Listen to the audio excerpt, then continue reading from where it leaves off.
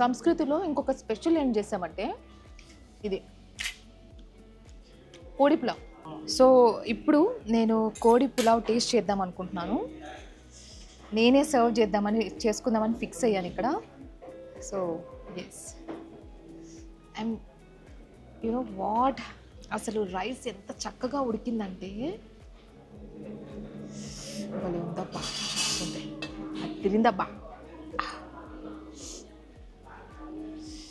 Okay, so ఇప్పుడు నేను ఈ ప్రాన్స్తో ఈ రైస్ని టేస్ట్ చేద్దామని ఫిక్స్ అయ్యా. లెట్ మీ టేస్ట్ పులావ్ని. సారీ,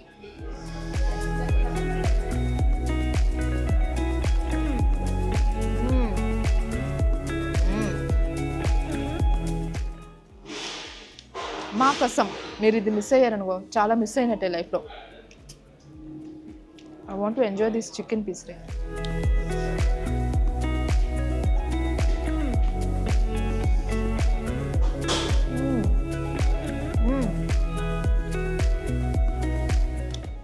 చెప్పినా నేను, ఇది ప్రాపర్గా కుక్ అయిపోయి రైస్ చాలా నైస్గా, పులావ్ చాలా బాగుందండి. బేసిక్గా పులావ్స్ అంత ఈజీగా మనకు నచ్చవు అన్ని చోట్ల, కానీ ఇక్కడ బాగుంది. సో నేను ఇది చక్కగా చేత్తో తినేస్తున్నపో ఇంకేం స్పూన్ వాడతాం. ఇంత మంచి ఫుడ్ పెట్టుకొని స్పూన్తో తింటారు ఎవరైనా?